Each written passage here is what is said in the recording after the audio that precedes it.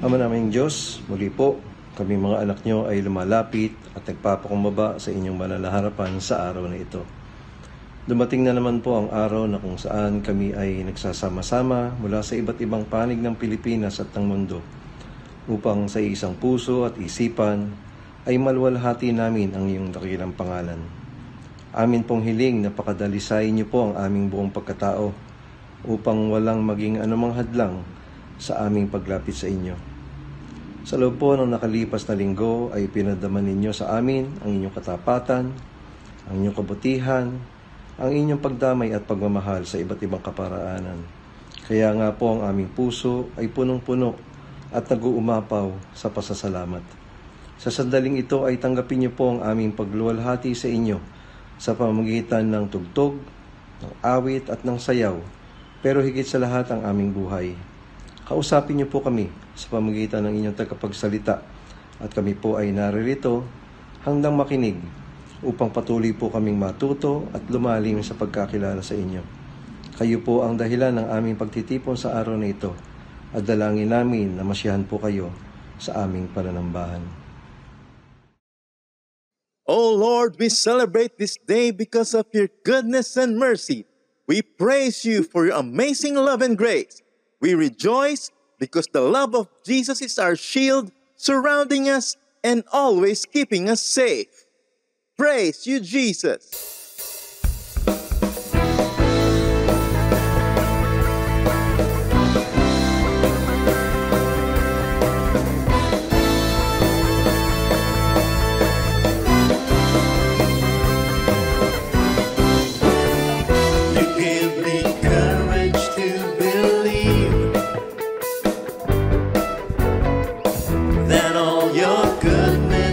See. And if it had not been for you standing on my side, where would I be? If not for your goodness, if not for your grace, I don't know where I would be today. If not for your kindness, I never could say I'm still standing. If not for your mercy, if not for your love, I most likely would have given up. If not for your favor, I never could say I'm still standing. But by the grace of God,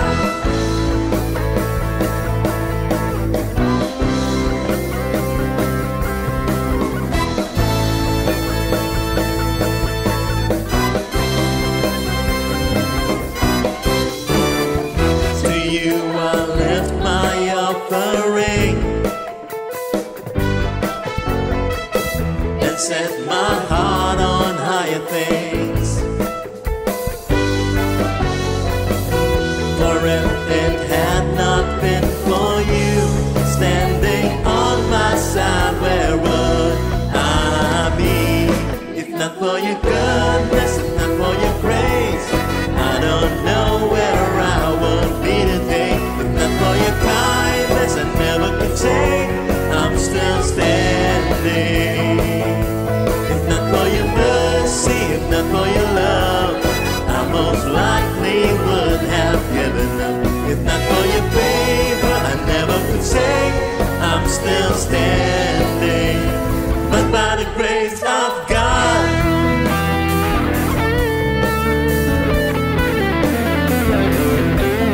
on Christ the solid rock I stand, all other ground is sinking sand. On Christ the solid rock I stand, but by the grace of God. On Christ the solid rock I stand, all other ground is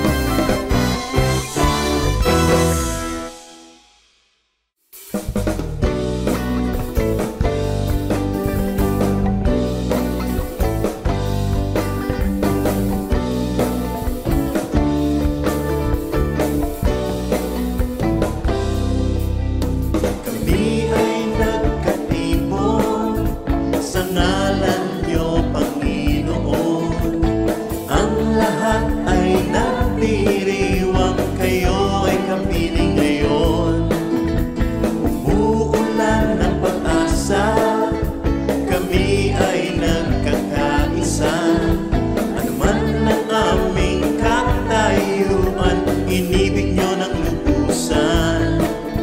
Sabay-sabay nagagalak sa indak na papuring ito. Sabay-sabay nagagalak sa sayaw at papuri sa inyo. Kamanghamanghang pag-ibig lampas langit sa amin lumubos. Di karapat dapat pagpalain, ngunit biyaya nyo'y binuhos. Kamanghamanghang pag-ibig lampas langit, kami minahal niyong lubos. Aming itatanghal pangalan niyo, Jesus.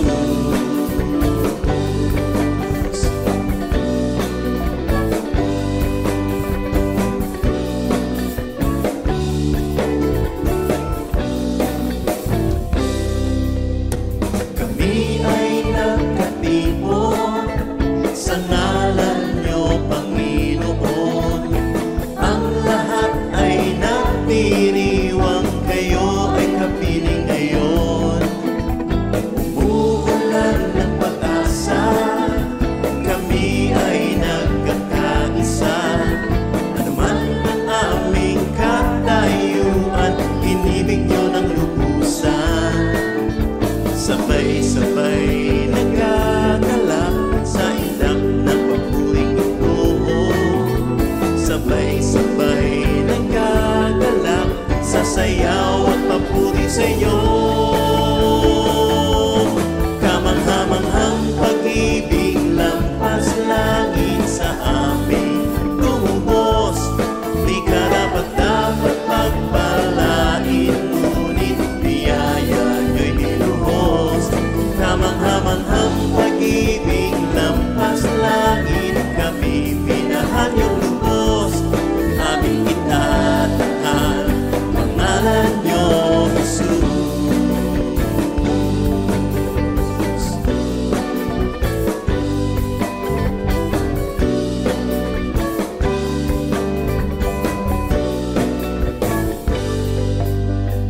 Sabay-sabay nagagalak sa indak ng papuring ito. Sabay-sabay nagagalak sa sayaw at papuri sa inyo. Kamanghamanghang pag-ibig lampas langit sa amin lumubos.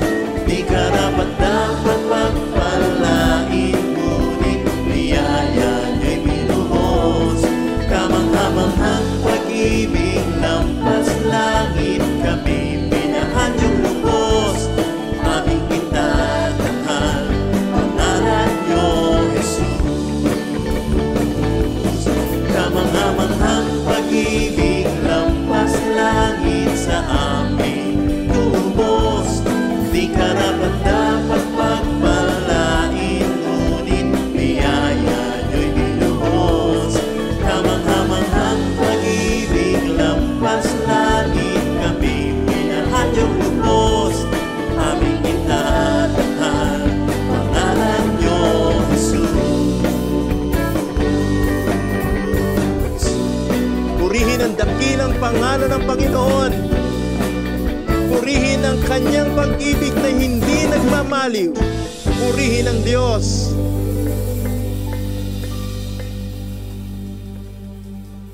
Panginoon, kami ay nagpupuri, sumasamba at nagdiriwang dahil sa pag-ibig ninyo.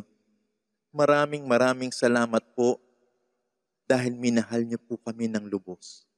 Kamangha-mangha ang inyong pag-ibig na hindi nagmamaliw at walang katulad.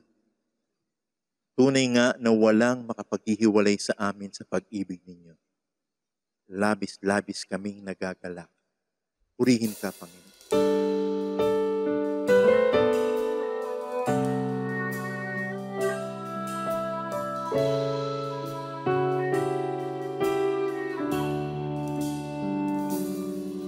O Diyos, labis akong namamangha dahil kay ganda ng iyong nilikha.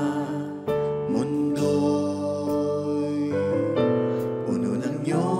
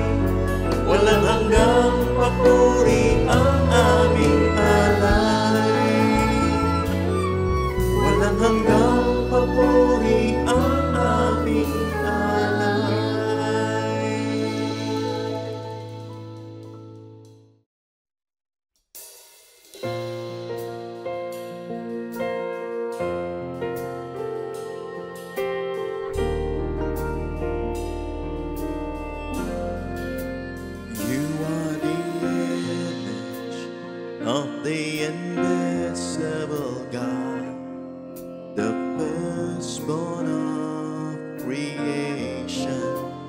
You are the first, the last, the one who matters most.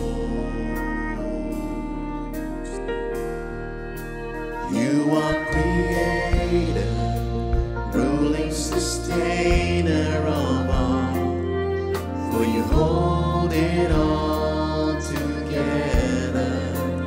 You are the Word of God, the hope for all the world.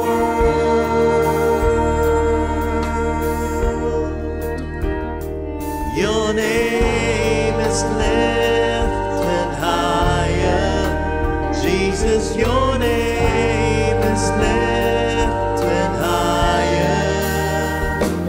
We bless you, Lord, God of the ages, highest of all. We magnify you.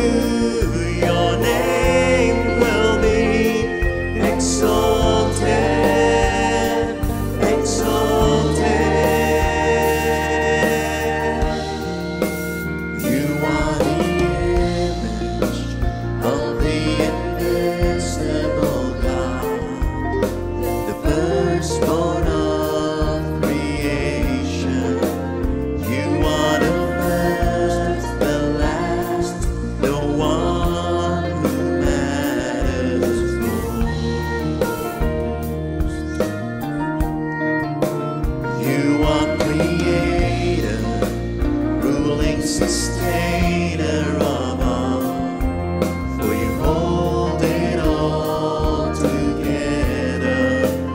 You are the Word of God, the hope for all the world.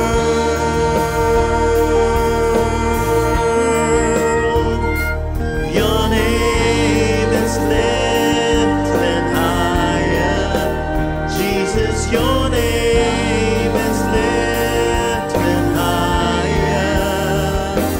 We bless you, Lord, God of the ages, highest of all. We magnify you. Your name will be exalted, exalted. We bless you, Lord, God of the ages, highest of all. We magnify you. Your name will be exalted, exalted. Who can compare? Who can compare to you? To you? Who can compare? Who can compare to you? To you? Who can compare? Who can compare to you? To you? Who can compare? Who can compare to you? To you? We bless you, Lord, God of the ages, highest of all. We magnify you. Your name will be exalted, exalted. We bless you, Lord, God of the ages, highest of all. We magnify you. Your name will be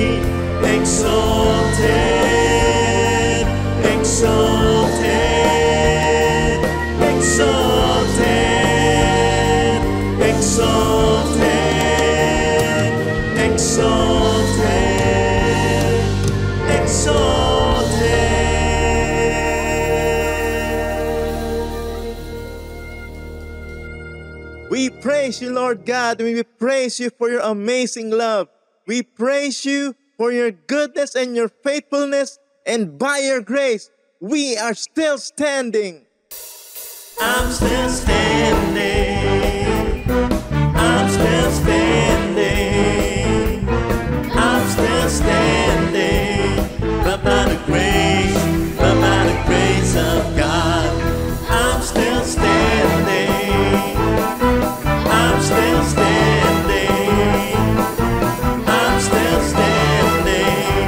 But by the grace of God, if not for your goodness, if not for your grace, I don't know where I would be today. If not for your kindness, I never could say I'm still standing. If not for your mercy, if not for your love, I most likely would have given up. If not for your favor, I never could say I'm still standing. I'm still standing. I'm still standing. But by the grace of God. Praise you, Lord. Praise you, Lord Jesus. We thank you for your amazing love.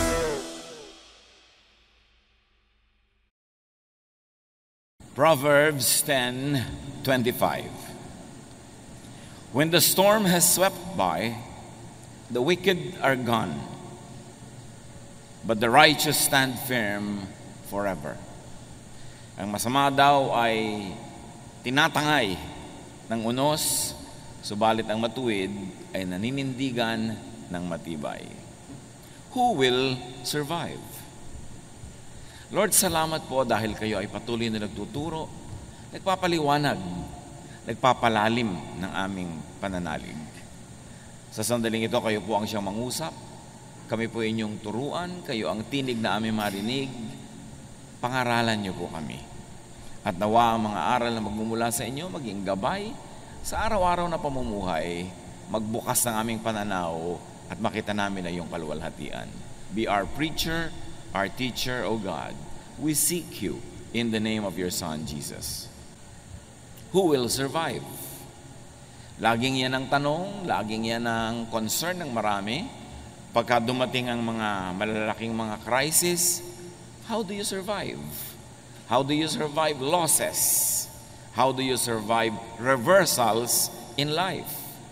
Yung mga pagdaan sa mga mahihirap na mga kalagayan. A reversal in fortune broke Job's wife. Ang asawa po ni Job, nung nakaranas sila ng napakaraming pagbabago ng kanilang buhay, nasira ang kanyang paninindigan at pagkatao.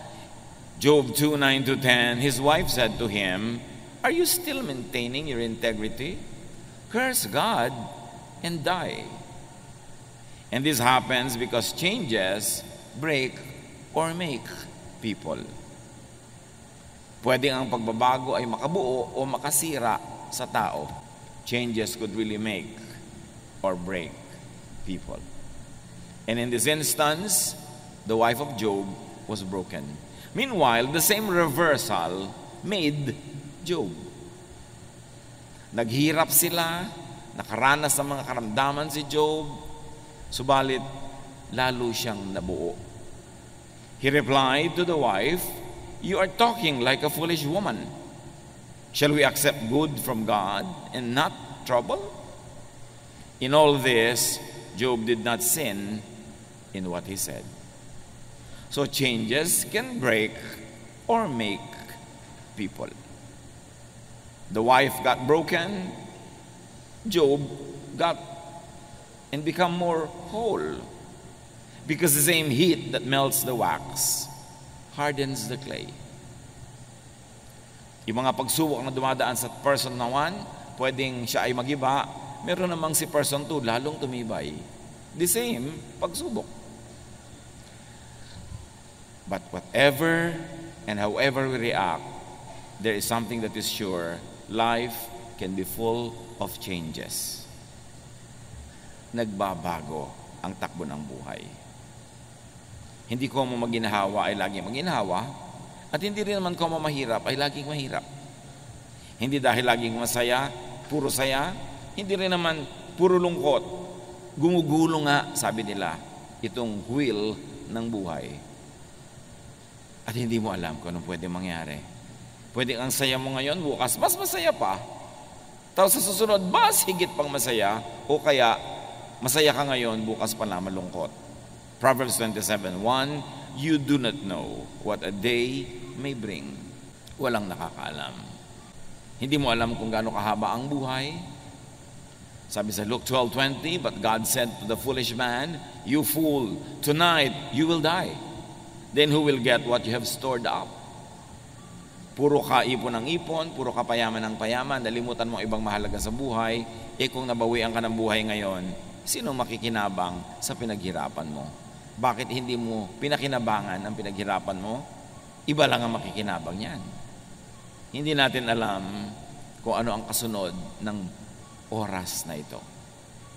Because change keeps happening. Laging nagbabago.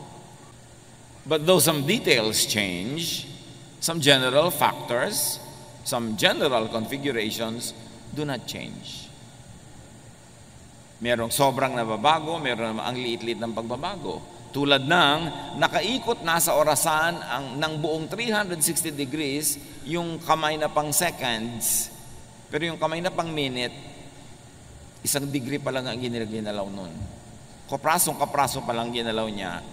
Samantalang nakaikot na ng buong ikot yung hand ng seconds.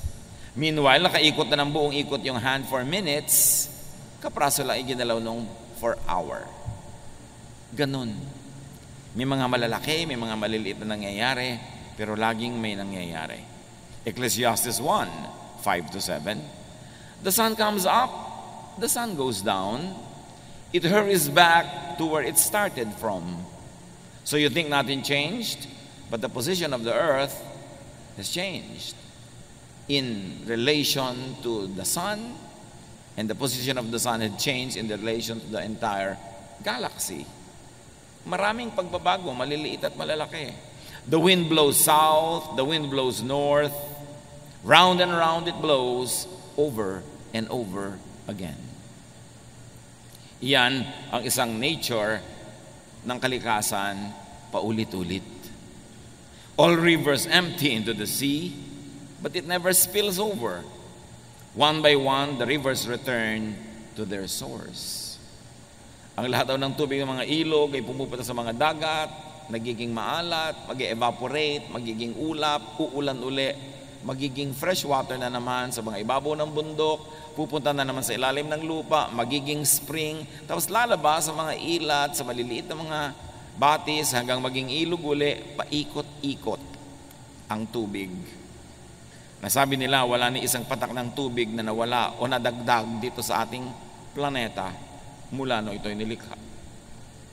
Ecclesiastes 1:4, generations come and generations go, but the earth remains forever. Nagiging personal pagka namatay ang mahal mo sa buhay, pero kahit na magkamatayan lahat ang napakaraming tao, may mga isinisilang naman, merong lumalaki, may papaliit, may papatanda, at merong pumupunta na sa second childhood nila, may lumalaki ang katawan, may umuurong dahil tumatanda na, but the earth remains constant. Kahit pa nga ang isang tao ay bumalik sa alabok ang kanyang katawan, nasa earth pa rin. Kahit umalis yun sa alabok, pumasok sa puno ng papaya, nakain ng tao, pumasok sa katawan ng tao, nasa earth pa rin yung element. And no matter who gets born or who dies, the genetic pools of humanity remains the same. The composition of the earth remains the same.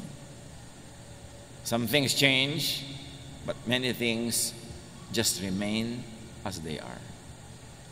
But even if the earth changes, or even if the earth seems to change, it does only in constant cycles. Cycles, mahalagang word, mga kapatid.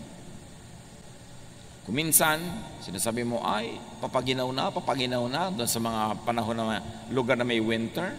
Pero cycle lang yun. Mamaya, aaraw na naman, iinit na uli. Aaraw, lalamig, iinit, paulit-ulit lang. So wala naman talagang natatapos. Everything is eternal. Everything is endless. And even science, or many branches of it, especially geology, points to 5,000-year cycles of the planet. Nasabi nila, every 5,000 years, and then every 10,000 years, nagkakaroon ng major changes and rebirth and reordering of the planet in the planet. Kaya ngayon, takot na takot tayo sa global warming, natutunaw ang mga yelo. Napakarami nang natunaw noong unang panahon. Kaya nga yung mga sinasawag na land bridges ay lumubog sa tubig noon. Kasi may natunaw na. Bago pa itong ngayon. At nanatili naman ang mundo. Nanatili ang buhay. At kung sakali magkatunawan na uli yan, sinong sasabi na ang kasunod naman ay magpi-freeze uli sila sa North and South Pole. Paikot-ikot ang buhay. Huwag sobrang matakot yan sa global warming. Let's do what we can to preserve the environment. But many things are beyond our control. Life gets born, life as it is known dies, and that gets reborn. Paikot-ikot, paulit-ulit in cycles. To the point that what many people think the end of time, being mentioned nearly in all religions, could be the end of a cycle. The end of a period, an era, the end of a time frame, followed by rebirth and renewal. Takot na takot tayo sa nangyari sa extinction ng mga dinosaurs, may mga na-extinct na mga species, na iba ang takbo ng planeta, but sabi nga ng Jurassic Park, life finds a way. Umiikot ang cycles of life. Yung kinakatakutan natin na end of time, end of the planet ba yun o talagang end of time? At anong ibig sabihin ng time? Katulad sabi ni Jesus sa Matthew 28:20, I am with you always to the very end of the age. Hindi sinabi ni Jesus to the very end of the planet. Lagi ang interpretation ng mga tao dyan, end of the planet. Wala namang sinabing ganon, to the end of the age. What kind of age? Maybe the age of the temple worship, or the age of the birth of the church, the age of the difficulties that Rome would bring to the people of the world. What kind of age is that? Basta ang sinasabi ni Jesus, hanggang magsara ang oras, nandun ako. Pero anong oras yon? Kasi pag may nagsarang oras, may nagsisimula uling bagong oras. Tulad nung araw, kasabihan, matulid ka pa sa alas 4. Nagtataka mga tao, ano kayang alas 4 at mabilis ka pa sa alas 4? Kasi nung araw, dyan sa may Metropolitan Theater, sa may post office building, malapit sa Pasig, meron diyang ice plant. At pagpitada ng alas 4, tutunog ang sirena, ang mga tao off na sa trabaho. At yung iba, pagpitada, nandun na sila sa gate, ang bilis nila lumabas pa uwi, kaya sabi mabilis ka pa sa alas 4. Pero nung natapos ang oras ng trabaho sa alas 4, nagsimula naman ang oras ng kanilang private life. So pag may natatapos na oras, may nagsimulang bago. Huwag kang laging matakot sa end of time. Because whenever there's an end, there's a new beginning. 1 Corinthians 10:11, these things happened to them as examples and were written down as warnings for us, on whom the culmination of the ages has come. Kita nyo sa Corinthians, sinasabi, ito isinulat para sa atin, babala sa atin, sa panahon natin, dumating na ang end of time. 2,000 years ago na yan eh. Ibig sabihin, yung end of time na yun, hindi end of all time and of the planet, end of some time that was known to them. A kind of epoch, a kind of era, a kind of period characterized by certain qualities that would end because other qualities would be born. 1 Peter 1:20, he was chosen before the creation of the world, but was revealed in these last times for your sake. So Peter was referring to Jesus. Sinasabi niya, bago pa nilikha ang mundo, siya inapili na isusugo. At ngayon, isinugo na ngayong mga huling araw. Again, 2,000 years ago na yung mga huling araw na yon. So yun ay mga huling araw ng ano? Huling araw ng Judaism? Huling araw ng rule ng Rome over Israel? Huling araw ng ano? Pero hindi sinabing kahuli-hulihan ng lahat-lahat ng panahon. Which of course, religion sometimes misreads, misinterprets, and scares everybody with it. Acts 2:17, in the last days, God says, I will pour out my spirit on all people. Dumating ang Espiritong Banal, napuspos ang mga alagad ni Jesus na nagtitipon-tipon sa isang kwarto. At nung sila'y puspusin ng Espiritu, naglabasan sila speaking in various tongues in many different languages. At nung ipinapaliwanag ni Pedro yung phenomenon na ito sa mga taong hindi nakakaunawa, sabi niya, hindi ba? Sabi ni Prophet Joel, in the last days, God will pour out His Spirit on all people. Heto na yun, nangyari na. God poured out the Spirit and these people are speaking in the Spirit. Pero yung tinutukoy na yun ni Pedro, Acts chapter 2, happened 2,000 years ago. Yun na pala yung last days. E di kung last days yun, dapat wala nang today. Ibig sabihin, last days yun of something, of a period. And in fact, it could be read as last days of being governed by the law of Moses, because now they would be governed by the law of love through the Spirit. So, days ended, the days of Moses, and the beginnings of Jesus, the Jesus time for His church began. If you like to read it that way. So, wag lagi tayong natatakot sa mga end, sa mga changes. Tulad ng meron tayong mahal sa buhay, matatapos ang kanyang buhay dito sa lupa, siya ay malalagutan ng hininga, hindi yun nakakatakot kasi pagkatapos ng panahon na yon, may bagong panahon na magsisimula sa Kanya. Because everything repeats. Everything runs in cycles. Life is indestructible. Tuloy-tuloy ang buhay. Naiiba lang ang ating consciousness. 1 John 2:18, this is the last hour. And as you have heard that the Antichrist is coming, even now many Antichrists have come. This is how we know it is the last hour. And again, this was written in the first century. As sinasabi ni John, ito na yung last hour. End of the world? No. End of a world. A certain world as people lived it. As people knew it. As people defined the world by. That hour of end had come. The beginning of the age of the Spirit became very, very clear. 2 Timothy 3:1, but mark this, there will be terrible times in the last days.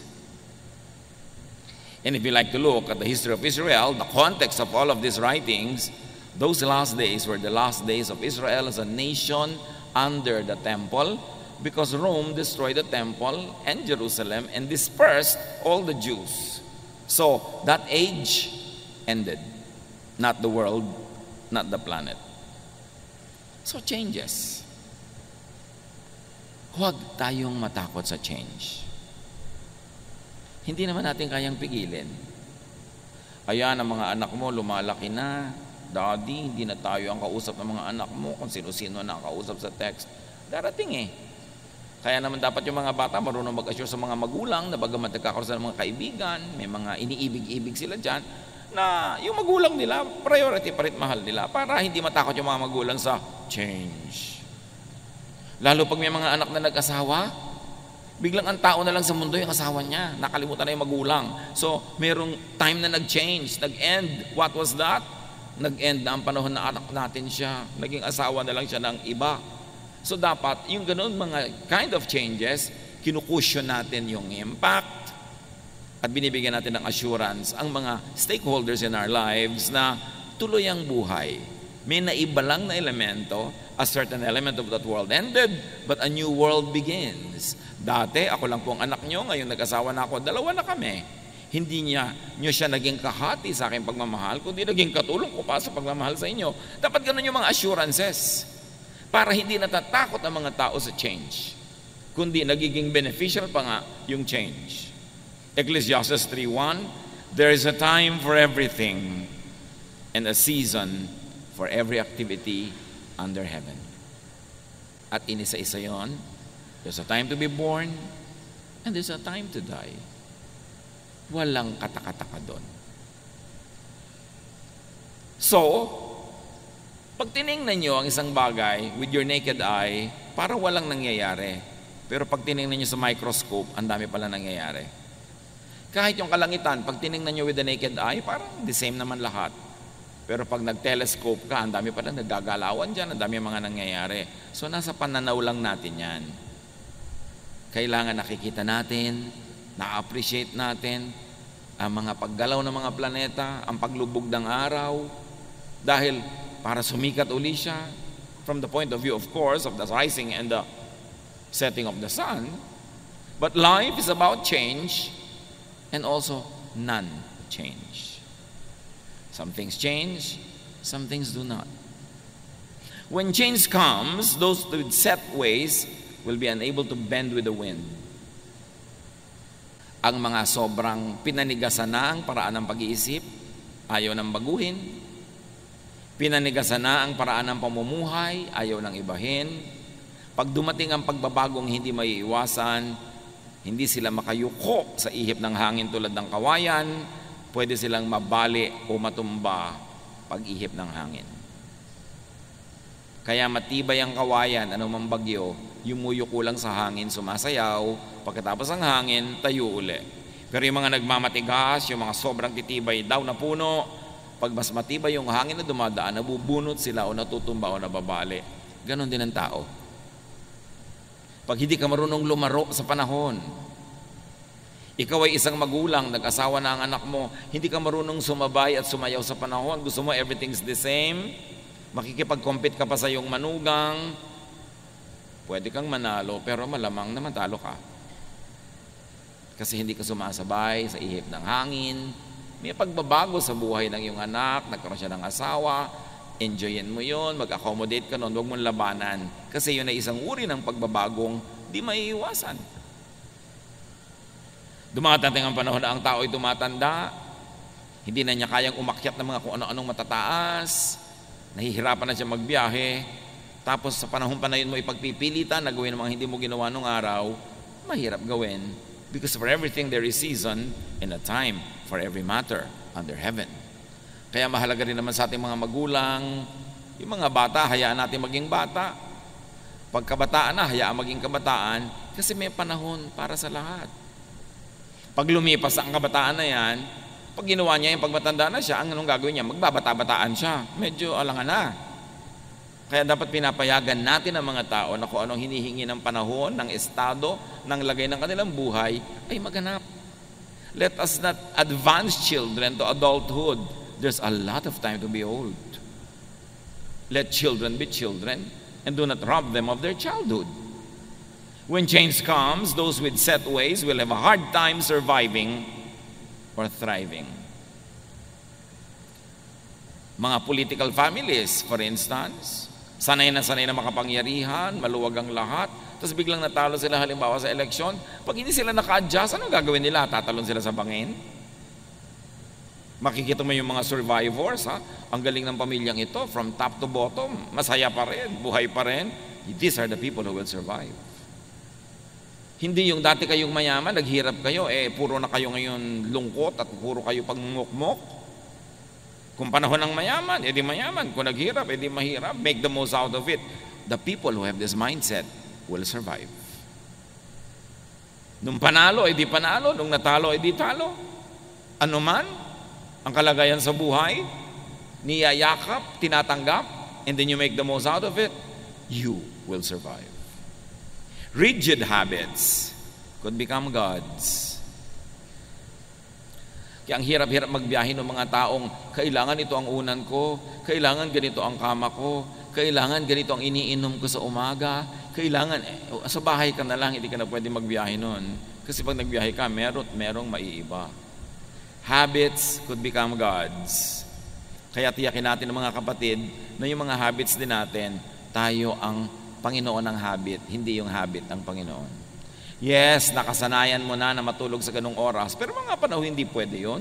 So dapat ma-control mo yung sarili na mag-adjust sa panahon, kasi may panahon na dapat talagang ibahin yung habit. Traditions, lifestyles, religiosity, even very stiff religious doctrines could become prisons. Like rigid habits. Nakukulong ka, hindi ako pwedeng kumain yan kasi ganitong araw ngayon. Hindi ako pwedeng kumain yan kasi ganon-ganon. Nakukulong ka, imbes ang dami mong nakakain tuloy, nagkakaroon ka ng limitasyon. Yung mga certain lifestyles, na kailangan ganito lamang ang aking kakainin pag umaga, paano kung wala ka sa bahay mo? Rigid habits could become liabilities. Imbes siya na yung maging katuwang mo sa pagpapasaya ng buhay, magiging amo mo. At mahirap sumaya. pag maraming amo. Yung taong madali mag-adjust, yan ang taong liligaya. Kaya pati ang bata, kahit kayo mariwasa, sinasanay nyo kuminsan na kulang ang kanyang pera, hindi nabibili ang kanyang lahat ng gusto mo, hindi siya laging masaya, hindi siya laging pahingan, pinapagod nyo rin kahit na may mga kasama kayo sa bahay, binibigyan nyo ng mga trabaho. Kasi sabi ni Balagtas, lagi natin binabalik-balikan ang ilang linya sa Florante at Laura at namnamin natin, bagamat marami sa mga ibang salita nito yung matandang Tagalog, pero hindi naman mahirap maintindihan. Ang taong magawi sa ligaya at aliw, mahina ang puso't lubhang maramdamin. Inaakala pa lamang ang hilahil na darat ni di na matutunang bathin. Ganon din ang puso na masanay sa saya, sa tuwa, nagiging sensitive. Ini-imagine pa lang niya ang darating na trouble, hindi na niya malaman kung paano magsusurvive. Para ng halamang lumaki sa tubig. Dahoy nalalanta, munting di madilig. Ikinaluluoy ang sandaling init. Ganyan din ang pusong sa tuwa'y maniig. Yan daw, puro sanay sa saya, sa ginhawa, parang halamang babad sa tubig. Subukan mong mawala yung tubig, tuyo agad. Mabuti pa yung cactus, kahit isang linggo ng tuyo, buhay pa rin. Kasi sobrang nasanay sa ginhawa. Sabi nila, ibang-iba na mga bata ngayon. Pero ang totoo, ibang-iba ang mga magulang ngayon. Sobrang magpasunod. Yung tatay at nanay sa umaga, yuyuko na sila sa lupa dahil lalabas na ang anak nila sa kwarto. Sambahin ang anak. Napakaraming ganon. Munting kahirapay, mamalaking dala. Dibdib palibhasay, di gawang magbata. Hay bago sa mundo'y walang kisap mata, ang tao'y mayroong sukat ipagdusa. Galing ni Balagtas. Sabi niya, hindi ka sure. Isang kisap mata o kalahating kisap mata pa lang, kalahating kurap mo, pwedeng maiba ang iyong fortune, maiba ang iyong buhay. Mahal na mahal ng magulang yung anak, yung dalawang mag-asawa, sa isang aksidente, bigla silang namatay sa bahay. Paano natin si spoiled brat? Magulang lang nagtsatsaga sa mga spoiled. Babatok-batukan lang yung mga tiyo-tiya nila pagka bigla nilang kailangang alagaan yun dahil pinalaki nyo sa sarap. Kaya sinasanay, ang bata tinuturuan mo makisama. Pag kumakain sa inyong bahay, magligpit ka, o may nalaglag, linisin mo yan. O huwag mong itapon-tapon yung mga sabaw dyan. Kasi oras na kumain sila sa bahay ng iba, lalo yun ang mag-aalaga sa kanila dahil nawala kayo sa mundo, kakainisan niya mga yan, yung mga batang yan, pag hindi sila marunong makisama, pag hindi sila marunong maglinis, pag hindi sila marunong tumulong. So train them for their own survival. Because life can change. Reversals can happen. Fortune could become misfortune. At habang lumalaki naman ang mga bata sa hirap, turuan nyo rin naman na kumain ng tama, humawak ng mga kubyertos ng tama, dahil baka naman sakaling umasenso ang inyong buhay at makarating sila sa maraming mga magagandang mga pagtitipon, kung kumakain sila na parang sa labusab, di syempre, nakakadirihan naman sila. Sanayin mo rin. Dahil ang kahirapan naman, pwede rin mabago baka umasenso din. Malamang, lalo ko ang tao'y naghahanda sa pagbabago. The righteous, meaning the wise, adapts to changes. Importante yan. Pag sinasabi sa Bible na righteous, ang madalas doon, hindi ibig sabihin religious morality. Ang ibig sabihin ay pakikitungo, pakikipagkapwa na mabuti.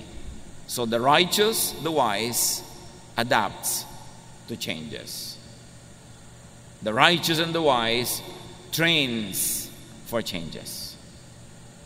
Proverbs 22:3, a prudent man sees danger and takes refuge, but the simple keep going and suffer for it. Now the simple means the foolish in this particular usage. Ang matalinong tao, nakikita niya sa bandaron may panganib, umiiwas na siya agad. Good leaders, pag gumagawa sila ng desisyon, alam nilang pag itong ginawa ko desisyon sa banda doon, yun ang magiging problema nito. Ito, pag itong ginawa ko sa banda doon, yun ang magiging problema. May foresight. At habang maaga, iniiwasan yung pwede maging problema sa pamamagitan ng paggawa ng tamang desisyon ngayon. Luke 12:54-55, He said to the crowd, Jesus that, saying, when you see a cloud rising in the west, immediately you say, it's going to rain. And it does. And when the south wind blows, you say, it is going to be hot. And it is. So read signs of change and adapt. Meaning the wise, the righteous, the godly knows and respects God. And therefore, the wise, the godly harness the laws of God and nature. Hindi ka lumalaban sa kalikasan, sumasakay at sumusunod ka. Ayaw mong anurin ka ng baha, at yung may malaking baha, huwag kang tumira sa tabi ng ilog. Ayaw mong abutin ng baha ang iyong sahig, itaas mo. Ayaw mong tamaan ng hangin ang iyong bahay, doon ka sa gilid ng mga bundok na may babangga sa hangin at hindi yung bahay mo. Igalang ang kalikasan. Romans 1:20, for since the creation of the world, God's invisible qualities, His eternal power and divine nature have been clearly seen, being understood from what has been made, so that people are without excuse. Wala daw excuse ang mga tao kasi ipinakilala ng Diyos ang sarili niya sa pamamagitan ng nilikha niya. So you want to know God? Know nature. You want to obey God? Obey the rules of nature. Because God is the author of natural law. Yun nga maraming religious laws, hindi mo pa sure kung God ang gumawa o priest lang o pastor lang o religious leader lang. But the law of nature, only God can make nature, so sure ka na God ang gumawa ng law of nature more than any other law made by humans. Kaya sabi, gusto mong lumigaya sa buhay, tignan mo ang mga ginawa niya at sundin mo ang natural law. Who will survive? Those who will survive are those that face, welcome, embrace, ride the waves of change. Kahit sa kasaysayan ng mga bansa, ng mga kabihasnan, ng sarili nating bayan, ang namamayagpag, ang nagwawagi, ang nananaig, ay yung marunong kumilala sa pagbabagong hindi pwedeng iwasan at uma-adapt agad, nag-a-adjust agad sa pagbabago. For better or for worse of the entire system, individuals who adapt easily are the ones who are able to make the most of it. Kumisa nga, kataksilan pa yan sa bayan eh. Katulad nung dumating ang mga Kastila sa ating bansa, merong mga ayaw tanggapin yung mga Kastila, lumaban. Meron naman mga nakipagsabuatan agad, kumampi. At the end of the day, nung nagwagi yung mga Kastila, sila yung mga kasama sa wagi. That was not good for our nation, but for them individually and for their families, they benefited. May mga sa himagsikan natin laban sa mga Kastila na lumaban para magkatayo ng kalayaan. Nung dumating mga Amerikano para agawin yung kalayaan na yun at nakita ng ibang ay walang panalo sa mga Amerikano, sobrang lakas nila, ang yaman-yaman nila. Yung iba kumampi agad sa Amerikano. Pinagtak sila ng bayan, pero yung family nila nakinabang. Sila agad itong mga gobernador, sila agad itong mga appointed leaders kasi nakipagsabuatan sila. Ganon din ng panahon ng Hapon. Ngayon, you should let your morality dictate how you would adapt to changes. Maninindigan ka ba para sa tama o kakampi ka agad sa mali dahil lang parang siya yung mananalo? Dapat alam mo lang na yes, maraming pagbabago sa buhay. Ano ngayon ang gagawin mo sa mga pagbabagong ito? Saan ka dapat manindigan? Kaya naman yung mga nagkampihan agad sa Hapon, nung bumalik ang gobyerno ng Pilipinas, nung sinakop muli ng mga Amerikano ang Pilipinas at nakuha uli sa Hapon, sila na naman yung amo, o ipinagkukulong naman yung mga kumampi sa Hapon. Kasi po bago-bago ang mga pangyayari. At pag tinignan nyo ang political landscape, yung mga pinakamabilis magbalibaligtad ng kanilang mga prinsipyo at paniniwala at membership, sila yung madalas wagi. Isa lang yung ibig sabihin nun, hindi sa tama o maling ginagawa nila, kundi yung marunong mag-adapt, yung marunong mag-adjust, yun ang nagsusurvive. the progressive survives more than the conservative.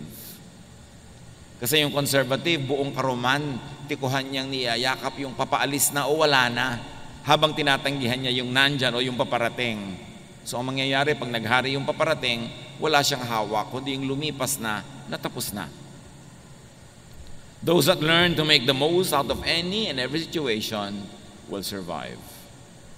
Those that adapt, those that teach themselves to be satisfied with the best that could be available at the moment. Philippians 4:11-13. I am not complaining about having too little. I have learned to be satisfied with whatever I have. I know what it is to be poor or to have plenty. And I have lived under all kinds of conditions. I know what it means to be full or to be hungry, to have much or too little. Christ gives me the strength to face anything. Yan ang sinabi ni Paul.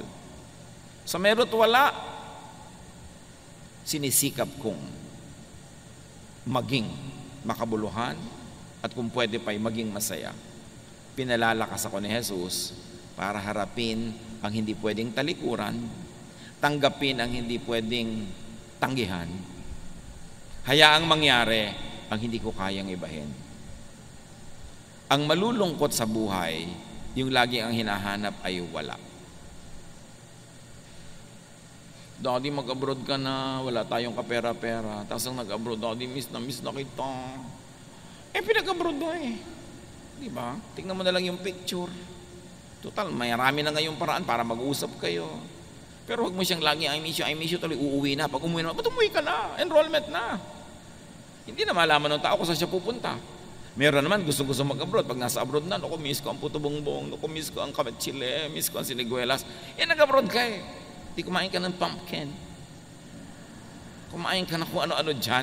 Hindi yung nandun ka, ang iniisip mo nandito. Pag uwi mo naman dito, ang init-init naman dito, mabuti pa sa Canada. Yung iba pa, mabuti pa sa Canada. Di ba? So, nandito ka. Pag nandito ka, enjoyin mo dito. Pag nandun ka, enjoyin mo. Hindi yung kung nandun ka, ito iniisip mo. Nandito ka, yun ang iniisip mo. Kahit sa ka pumunta, sala sa init, sala sa lamig, lulungkot ka lang.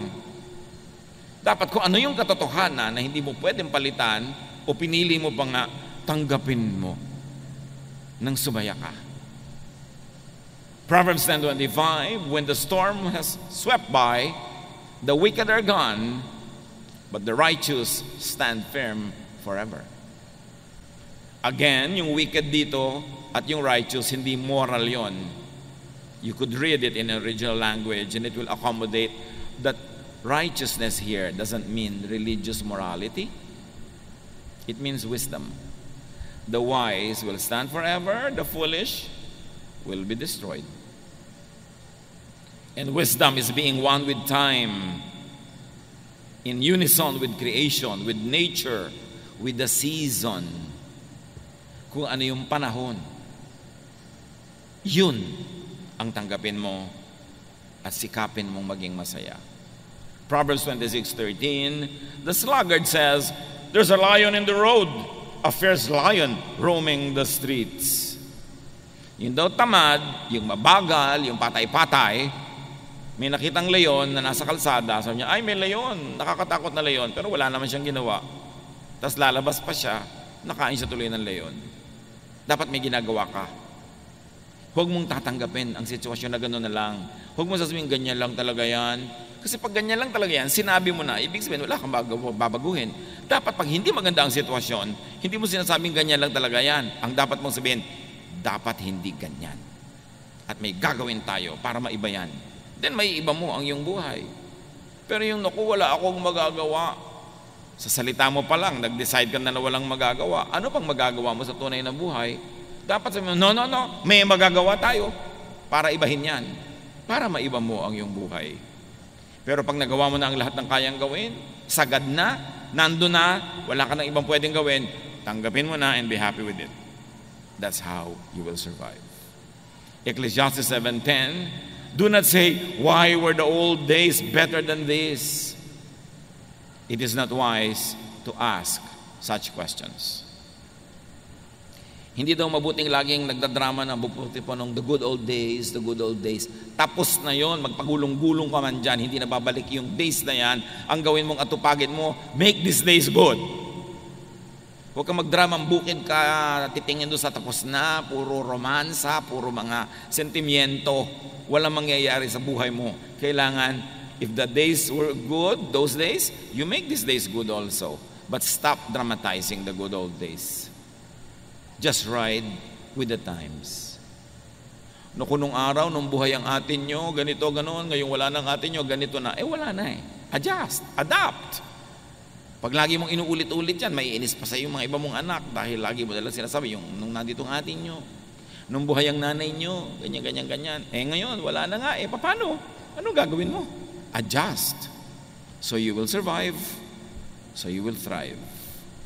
Ecclesiastes 7:14, when the times are good, you should be cheerful. When the times are bad, think what it means.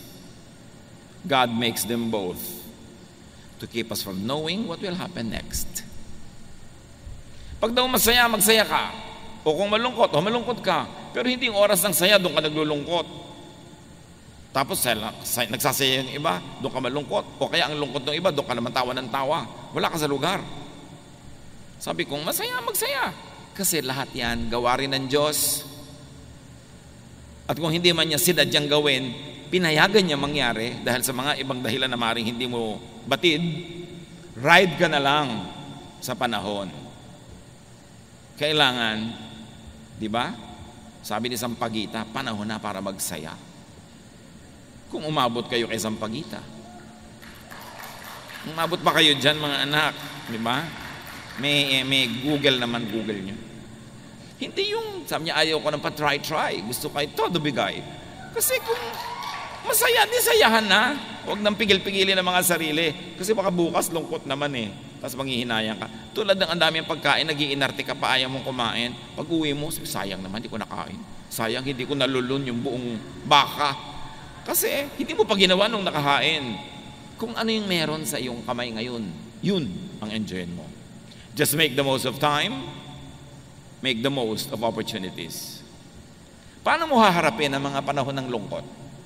Paano ka maghahanda sa mga panahon ng hirap? Habang pwede, magsaya ka. Habang pwede, mag-impok ka. Enjoyin mo ang kariwasaan. Para kung dumating yung kahirapan, your memory will make you go through the difficulty. Yung mga saya na inabot mo, yun ang magiging baon mo sa madidilim, malulungkot na mga araw na darating sa buhay. Kaya yung may opportunity to be happy, take it. Because there will be days of sadness. There will be days when there's nothing you can do but accept it. Psalm 90 verse 12, teach us to number our days that we may gain a heart of wisdom. Turuan niyo po kaming bigyan ng katuturan ang bawat araw na dumadaan sa aming buhay. Huwag masayang ang oras. Matthew 6:34, sabi ni Jesus, therefore do not worry about tomorrow. Tomorrow will worry about itself. Each day has enough trouble of its own. So how do you survive? How do you prevail? Harapin mo lang yung hawak mo ngayon today. Yung bukas, bukas naman. Hindi yun pang ngayon. Many people break down because they solve the problems of today and tomorrow, they solve it today. No, the grace given to you by God is good only for your problems today. Tomorrow's problem will be accompanied by tomorrow's solutions. Hindi mo dapat paghati-hatiin ng konti mong lakas hanggang sa 3 years pa from now, sinosolve mo na. Pagdating nun, may kakambal yun na solusyon. Yung problema mo ngayon, may kakambal na solusyon. Focus on it and you will go through it. Kasi marunong si Lord. Alam niya ating load limit. The Lord does not allow us to take more than what we can bear. Bakit hindi ko po makaya? Kasi hindi pa binibigay sa iyo ngayon, pina-fast forward mo na Kaya hindi mo na makaya. Huwag mo nang isipin yung masyadong malayo pa. Yun lang ngayon. Yung ngayon, kaya mo yan kasi alam ng Diyos ang ibinibigay niya sa iyo. Sukat. Parang tulay, nakalagay 10 tons, 20 tons, may load limit. Alam din ni Lord ang load limit natin. Even temptation nga, sabi, the Lord will never permit you to be tempted beyond your strength. So, allocate natin yun. Pakinabangan natin yung binibigay sa atin ng Diyos. Focus on the task at hand. Tomorrow's needs will be accompanied by tomorrow's provisions. Kaya pati sa prayer, sabi ni Jesus, give us this day our daily bread. Paano po pag nagutom kami 20 years from now? Ang layo pa nun, yung pagkain niya, tiyan mo ngayon at sikasuhin mo. May makakain ka ba ngayon? Meron po. Siya, magsaya ka na ngayon. Bukas mo na isipin yung iba. Hindi ibig sabihin na huwag kang magplano, huwag kang maging good planner sa buhay. Pero plan, but do not worry. Plant so that tomorrow you will harvest, but do not dig today what you plant today to see if it is growing. Leave it alone. Go back to it tomorrow. Lahat may panahon. Face challenges one at a time. That is how you survive. Nakita nyo ang tulay, ang load limit, 10 tons. So pag may dumadaang truck na 10 tons, kaya niya. Pero yung 3 truck na sabay-sabay na dumaan doon, guguho. Kasi hanggang 10 lang eh. Tayo din may limit. So face your challenges one at a time. Huwag niyong pagsabay-sabayin. At ang madalas magpahirap sa atin na nagsasabay-sabay ang problema ay ating guni-guni, ang ating imahinasyon. Pag inisip na natin lahat, sabay-sabay na darating yan, para na tayo magigiba. Pero hindi natin naiisip yung kasabay na solusyon pag dumating yun. Survive, thrive, and very importantly, train children to survive. Practicein nyo silang mahirapan. Practicein nyo silang makisama. Hindi kayo nakakatiyak na laging kayo ang magiging kasama nila. Turuan nyo sila sa hirap at ginhawa para maging sanay sila anong dumating sa buhay, at whatever happens, they too will survive. Salamat Panginoon dahil binibigyan nyo kami ng survival blessings, survival mechanisms. Teach us na ayusin namin ang pag-iisip namin, not to fast forward problems, but to face them when we get to there. Turuan niyo po kami, Panginoon, na yun lamang ngayon ang aming asikasuhin at yung bukas, nandun pa rin kayo, magbibigay kayo ng mga blessing na tama sa mga pangangailangan namin sa kinabukasan. Pagbulay-bulayan natin ang lahat ng ito, hanapan ng personal application sa buhay. Lord, as your people bow in prayer, in silence, let your voice finish the message, customize it for each one, make it personal. Be with the Lord in silent reflection. Father God, maraming salamat po sa makatotohanang mensahe na ibinahagi po ng inyong anak. Salamat po dahil binigyan mo po kami ng lubos na kaunawaan kung paano namin harapin ang buhay na ito ng may positibong kaisipan. Muli, Father God, kami po ay sama-samang magpupuri at sasamba sa inyo sa pamamagitan ng pagbabalik loob ng aming mga kaikapo. Pangpatuloy na maging alulod ito sa inyong mga gawain. Ang lahat ng ito po ay maikant namin itinataas sa inyo.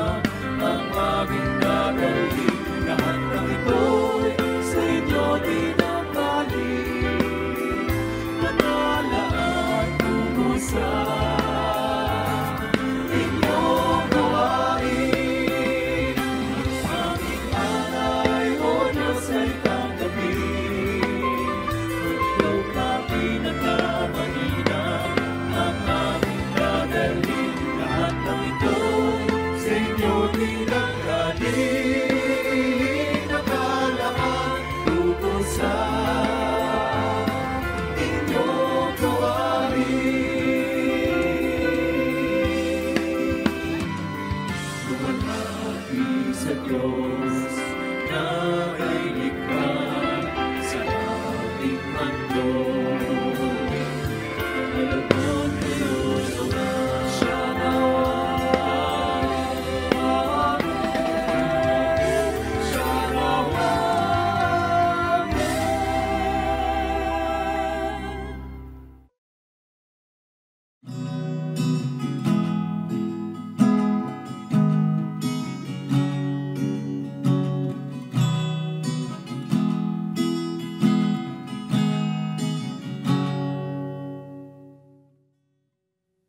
Who am I that the Lord of all the earth would care to know my name, would care to feel my hurt?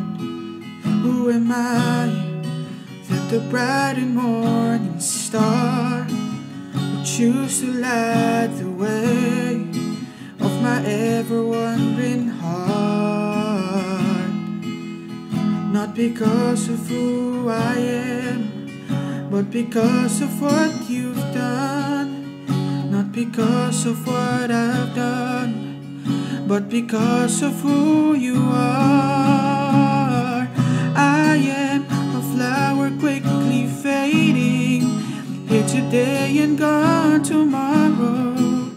A wave tossed in the ocean, a vapor in the wind. Still you hear me when I'm calling. Lord, you catch me when I'm falling. And you've told me who I am. I am yours.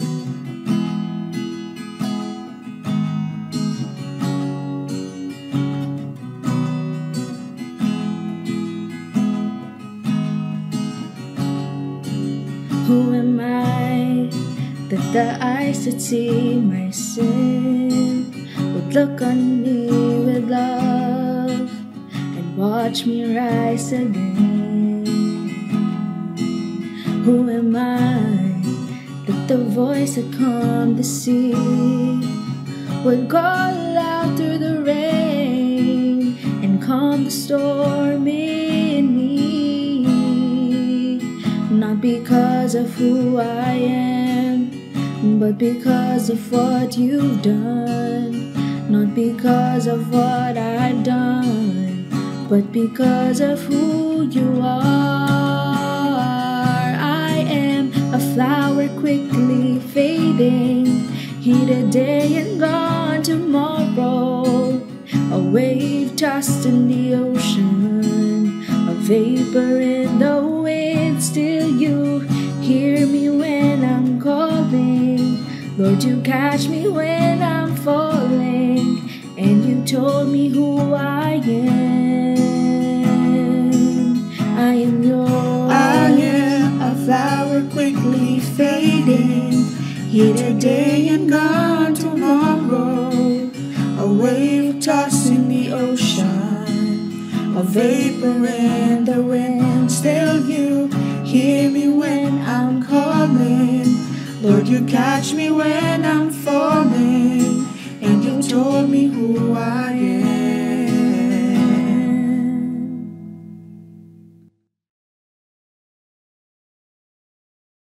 Isang mapagpalang araw po sa ating lahat. I'm Sandy Bautista from Cabanatuan, Nueva Ecija. First of all, I'm so blessed and thankful kay God dahil hindi po aksidente na nakasama po ako sa online sambahay ng North Olympus sa pamumuno po ni Pastora Emma Bobadilla.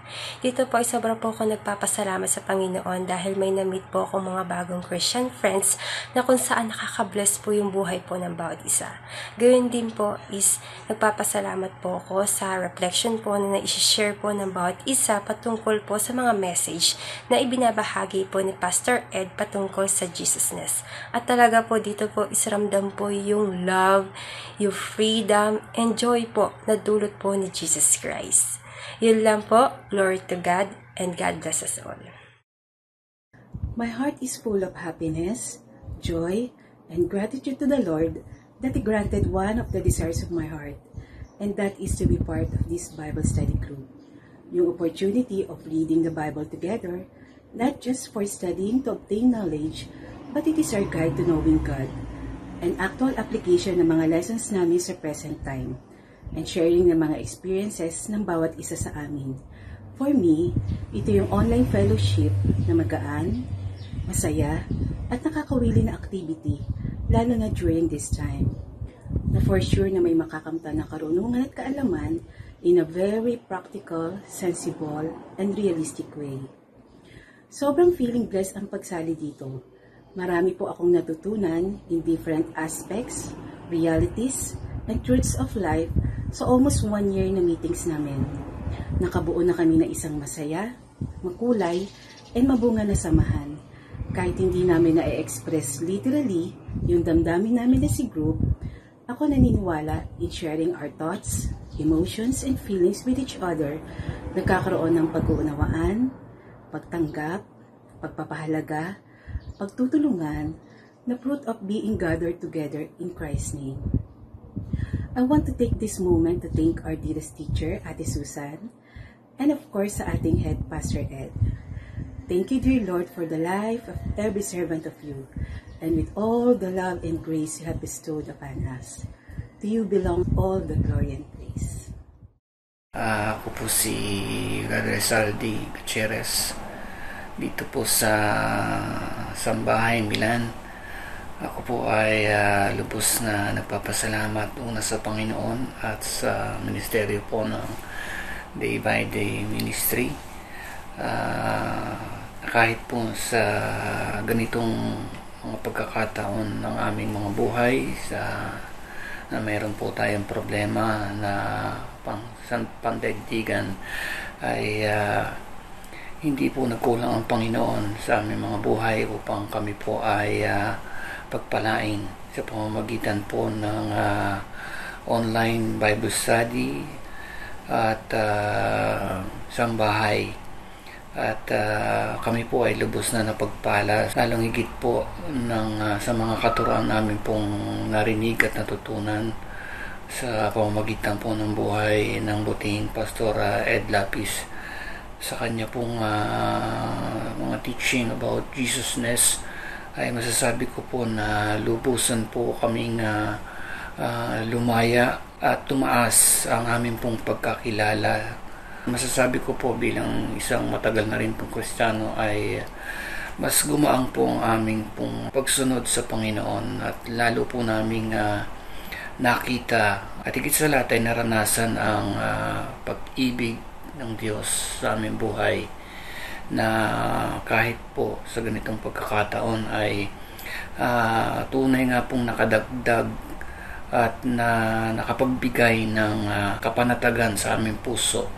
Ang aming pong matutunan, malaman, maramdaman ang pag-ibig at biyaya ng Panginoon sa aming mga buhay. Salamat po, at kahit po kami po ay malayo, kami po ay naabot na minister ng salita ng Diyos sa pamamagitan po ng inyo pong programa. Salamat po, at ito po ay sa kanya po ang papurihan sa pangalan ng Panginoon. Narito po ngayon ako upang magpasalamat sa pamunuan ng Day by Day online ministry. Marami po akong natutunan at nagagamit ko po sa buhay paglilingkod. Salamat po sa inyong lahat, lalo na po sa naging kabahagi ng aking pong journey sa pag-aaral po online. Salamat po sa aking mga guro, kala Kuya Jojo, ang isa sa pinakamasayang parte ng pagtuturo niya po sa amin, kay Ate Leia Pakis, kay Attorney Tapi, at sa ngayon po ay involved po ako sa Advanced Christian Growth. Napakaganda pong journey sa buhay paglilingkod. Salamat pong muli sa Day by Day Ministry, at naaabot niyo po ang mga tao na nangangailangan ng tulong espiritual para po lalo pong mapabuti ang buhay paglilingkod ng mga mananampalataya. Salamat pong muli. 1 taon na po nakabahagi po ako ng online ministry ng Day by Day, at looking forward pa po sa marami pa po akong matututunan na maibabahagi ko po sa aking pong kapwa. Salamat pong muli, at muli, isang mapagpalang araw po at mabuhay po tayong lahat. God bless us all. Ang online Bible study or ang pagre-reflect every week para sa akin ay nilook forward ko to nagkakaroon ako ng excitement kasi nagkaroon ng mga bagong kaibigan, tapos madami kang natututunan, yung lesson learned sa buhay mo, at napupuno ito ng maraming tawanan at nagkakaroon kayo ng papalakasan sa isa't isa. Maging kaedad man namin to o mas nakakatanda sa amin, kumbaga nagiging magaan ang gabi sa gawain na to. Salamat sa Panginoon sa technology na napapakinabangan namin at sa nakaisip ng sambahay na ministry. All glory to God. Yes, thank you for that. We are blessed in our sambahay because many people are touching our lives. Mostly yung mga different places like West Virginia, Pampanga, Mexico, Israel. Many new friends have joined us at Sambahay Feeling This too. So we're very happy. And then because of this pandemic, mas lalo kaming lumakas at more prayerful together with our family. So thank you for the efforts of our leaders and our pastors na ginaguide kami. Thanks to Jesus and for our Lord our Savior. Amen. Glory to God. Amen. Maraming salamat po, Panginoon, sa inyong makapangyarihang salita na aming tinanggap mula sa lingkod na ginamit nyo ngayon. Tunay ang iyong salita ang siyang aming ilaw sa oras ng kadiliman. Ang iyong salita ang siyang aming inspirasyon sa aming po pang-araw-araw na buhay. Ito ang bukal na nagbibigay sa amin ng kalakasan at pag-asa. Ito ang gabay ng aming pananalig at sandigan ng inyong pagmamahal sa amin. Binabalik po namin sa inyo ang lahat ng parangal at ang kaluwalhatian. At tanging kayo lamang, Panginoon, ang deserve na tumanggap nito. Tagapin ninyo ang mayamang pagpapala ng ating Diyos na nasa langit.